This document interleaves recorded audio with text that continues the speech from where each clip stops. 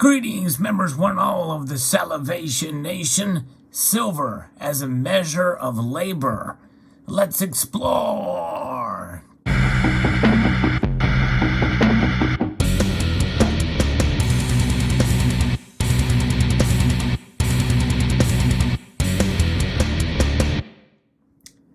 You know, when most of us think of silver, we think about it in terms of its price. And that is the easiest thing to do because many of us have been disappointed and very pleased when we see the price of silver move in one direction or another, and for different reasons. But when you look back through the annals of history, silver really is a measure of your work. And that's right. For most of history, silver was used to pay for work done, and it represented the work that was done. In fact, in many cultures, silver has been a form of payment and has been derived from the labors that you have produced from, especially the most famous example that we see is the pay of a Roman soldier. Well, what did that Roman soldier get paid for 12 hours of hard work protecting the empire and doing the hard things that they do, which is more than just carrying a sword and guarding or fighting? No, 12 hours of labor for a Roman soldier was a big deal. But that was at a time when silver was much more rare, and how it had played in that role. But nonetheless, you know, with silver being what it is and being mined and produced throughout history, and you look here, this is a coin of recent history when you take into account the life of a Roman soldier. This 10th ounce coin provided was paid for the fruits of labor here, in this particular case in 1943, which was during another period of great war and battle, for sure. Nonetheless, obviously, when you take into account what that Roman soldier was paid compared to what this dime represented, even in 1943, there is a vast difference, and that is the price discovery and how it was valued. You know, that is just it. You know, we think in terms of value of a certain commodity or enterprise or work, and how is that valued? Silver's value, in a sense, is relatively constant, although it does ebb and flow with inflation. But you take into account that inflation rise, and you take into account price fluctuations, and silver does a fairly good job of keeping up. Now, I say that in relative jest because, you know, there are obviously times where it performs below the level of inflation, and there are times where it performs above. But make no mistake, silver as money, and I do believe it is money, although I believe it is what I refer to as hibernating money. In other words, we do not see it utilized in transactions from day to day, but it is definitely a representation of dollars, of real dollars. And whenever you purchase silver, whether it be in in the form of constitutional silver, what was used in circulation, or it could be a more modern silver coin that you buy, it represents the labor for the dollars that you have expended in order to make that purchase. It represents your labor, your efforts put forth. And, you know, when you look back through history and you see how these coins have experienced wear, people's fingers have touched them and caused the wear of these particular coins in one form or another.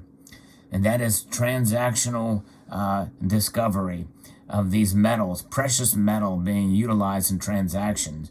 And that price and that movement in the economy, I find quite fascinating indeed, because, you know, you think about it. This is silver. It's valued throughout the course of history, and it's utilized in these transactions, and as a measure of wealth, as a measure of labor, you can see it has passed through the hands of time and the hands of humans in that time.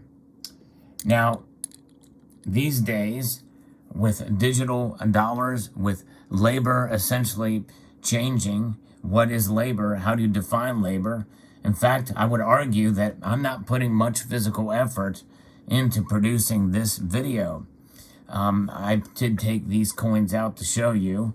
I will provide, my time will be utilized in putting the video out there and submitting it. But essentially, how is that measured? It's essentially digital representations of the work and time put into it. But, you know, it's a little different measure these days, and a lot of that transaction will come through dollars put forth in digital form. You know, I may not see an actual dollar come across, not very often these days do we find an actual physical dollar make its way. But even as such, people look at this bill and scoff because, well, it is essentially cotton and cotton fibers. It technically isn't paper, but regardless, when you look at something physical like this, there is a nostalgia for this type of thing because it represented a time when there was much more physical labor out there. And when you put that labor in, you are paid in a physical form with real money. That's right.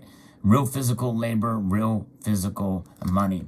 And that does not take away from digital efforts and transactions. In fact, many people in this day and age, more and more, they're tied to automation. They're tied to thinking, programming, information technology, and the like.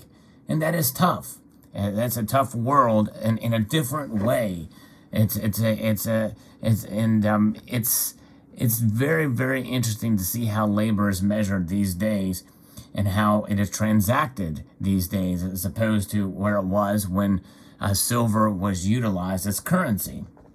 But make no mistake, you know, there are different ways to show appreciation for your efforts and your work.